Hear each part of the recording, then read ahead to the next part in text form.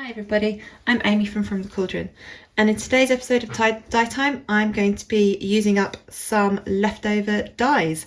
I've just finished dyeing these skeins of floss, embroidery floss, and I have some dye left over. Not much, but as this is Fibre Reactive dye, I can't just put a lid on these jars and use it another day, because Fibre Reactive dye does start reacting when it is mixed with water. So I've got here a dry skein of British sock yarn, which is 75% superwash British wool, 25% nylon. It is 4-ply. So I'm just going to pour in the liquid I've got at the moment. That was just extra what I used for washing my paintbrush. This one is lavender. Actually, what I'm going to do, a bit more water. There we go. Some water in there. I'm going to try and dampen it a little bit. Get this blue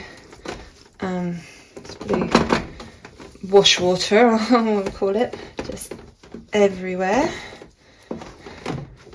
Now, fibre reactive dyes can be used to dye both plant-based fibres such as cotton and animal-based fibres such as this sock yarn. This is British wool. Now, if you want to use it to dye plant-based fibres, you need soda ash. You need to soak everything in soda ash in order to help get things to bind. And for animal-based fibres, you need vinegar or citric acid. Now, I haven't got any vinegar in here at all at the moment. Just trying to get it a bit damp. Oh, you can see that the blues have struck and the purples are coming through. That's nice. Let's see, it's because I've used Mermaid's Dream, Lavender and Blue Violet. So that's interesting. You can see when I push it down, purples is coming out and water. Cool, I like that. So this is damp. It's not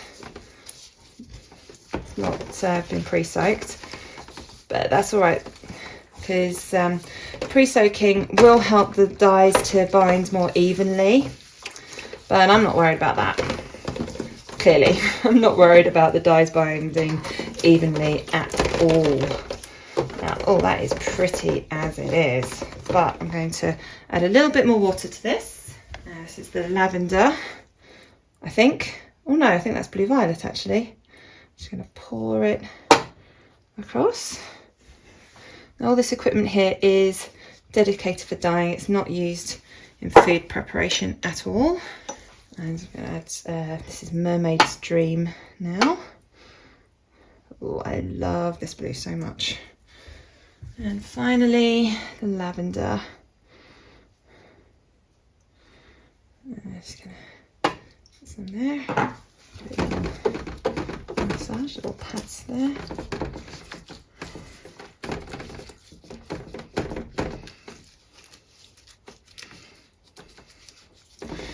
And finally, I've got just a little bit more rinse water. I'm not going to pour on the yarn, I'm just going to pour around it. Just see if it will soak up anything. I'm going to add my acid now. I'm not measuring it, I'm just going to give it a good healthy squirt and turn this on.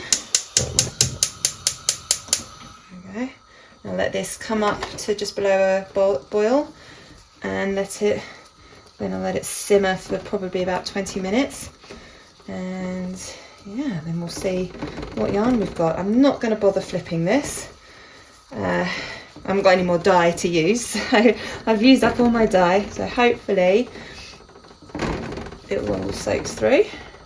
So I'm giving it a little massage, moving things around, trying to help the dye get all the way through.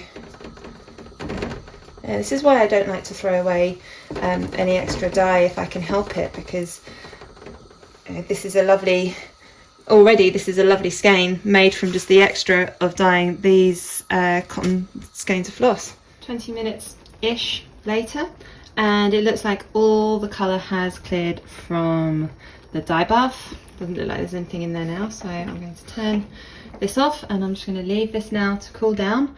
Then I can wash it and hang it out to dry. Okay, the yarn is completely cooled down now, so I can give it a nice wash off. So, rinsing it off with some cool tap water there. Add a bit of washing up liquid. Oops, I'm going to put that in my hands, not on that.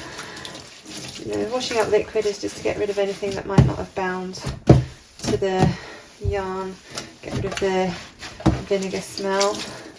But as there was no dye left in the dye bath, I'm not expecting there to be any bleeding here. No bleeding. And this is a little bit of a tangle mess at the moment. It's best to wait until the yarn is dry before you try and untangle it, because you'll just get yourself into an even bigger tangle if you try and untangle wet yarn. Yeah, I'll just give this a rinse out, then I can hang it up to dry. And here is the finished skein of yarn. Now I know I say this all the time, but this is why I don't like to throw dye away, because this dye would have just gone down the sink, and it's made such a lovely sort of watercolour feel skein of yarn, which would make a beautiful pair of socks. And you can still see, I think that's Mermaid's Dream, and we've got a lot of the lavender here, and I think the blue violet is just sort of blended. Oh, actually there's a nice bit of blue violet there, but I think they've all blended together so nicely. There's little bits of white, but all in all, this is a beautiful, beautiful skein of yarn just made out of leftovers. And these are the skeins of cotton floss which the dye was left over from. So you can see how dark they are here, and there really wasn't much colour left for this. Thank you so much for watching this video. I really hope you enjoyed it. Please click like and subscribe to my channel. I aim to produce a new dyeing tutorial every Monday, and it's normally uploaded between about 6 and 8 PM UK time. And in each video I like to do something different, so it might be a different fibre type or a different dye or a different technique, or I might combine techniques or combine dyes or use up leftover dye. Every week there'll be something different. Thank you so much for watching.